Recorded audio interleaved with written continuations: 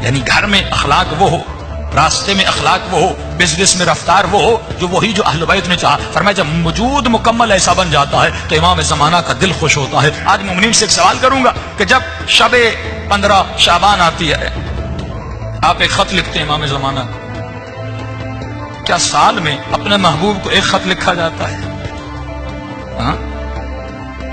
اگر دنیاوی مجازی عشق ہو جائے تو ہم چیٹ کرتے کرتے تھکتے نہیں، باتیں کرتے کرتے مڑتے نہیں، پیکیجز ختم ہو جاتے ہیں لیکن ہماری باتیں ختم نہیں ہوتی، موبائل کی بیٹری ڈیڈ ہو جاتی ہے لیکن جناب کی باتیں ختم نہیں ہوتی۔ اور امام زمانہ جس سے عشق کا دعویٰ، جس سے محبت کا دعویٰ، اسے سال میں ایک خط۔ یہ تو امام نے کہا مجھے لکھو تاکہ شیعوں کو سکھائیں کہ جو تو خط لکھتا ہے مجھ تک پہنچتے ہیں۔ امام تو ہماری باتوں کو سن رہے ہیں لیکن مولا نے یہ کیوں کہا کہ مجھے خط لکھو؟ اس کا مطلب مولا اپنے چاہنے والوں کو ٹرین کروانا چاہ رہے تھے، کیونکہ خط لکھنے سے پہلے زمانے میں جب مولا نے کہا تھا وہاں پر صرف خط کا ذریعہ تھا، ای میل تو نہیں تھا، فون تو نہیں تھی۔ اس وقت تنہا ذریعہ ارتباط جو انسان آپ سے دور ہوتا ہے آپ اسے خط لکھتے ہیں، اس کی ایڈریس پر خط بھیجتے ہیں۔ تو مولا نے کہا مجھے خط لکھو تاکہ پہلی بات تو تجھے یقین ہو جائے تیرا کوئی مولا ہے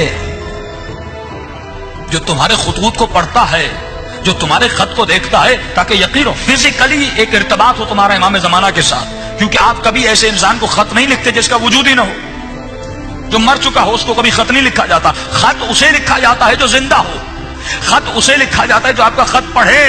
تو سال میں ایک مرتبہ مولا نے اپنے شیعوں کو ایک ٹریننگ دی کہ مجھے خط لکھو تاکہ ایک تمہارا فزیکل کنیکشن بنے اپنے مولا کے ساتھ۔ لیکن علماء فرماتے ہیں یہ خط کا سلسلہ، یہ ارتباط کا سلسلہ روزانہ اپنے مولا سے ہونا چاہیے۔ جس طرح تو اپنی ماں سے محبت کرتا ہے، اپنے باپ سے محبت کرتا ہے، اپنی بیوی سے محبت کرتا ہے یا مجازی عشق میں مبتلا ہوتا ہے، تو کتنا کنیکشن میں رہتا ہے، کتنا ارتباط میں رہتا ہے۔ اسی طرح ہر شیعہ کو اپنے مولا کے ساتھ ارتباط میں رہنا چاہیے، کنیکشن میں رہنا چاہیے۔ اب مولا کے لیے کیا کرے؟ فرمایا صرف خط لکھنا ضروری نہیں، روزانہ رات کو بیٹھو، نماز تہجد کے عادی بنو، آدھا گھنٹہ اپنے مولا کے لیے نکالو، 15 منٹ نماز تہجد پڑھیے۔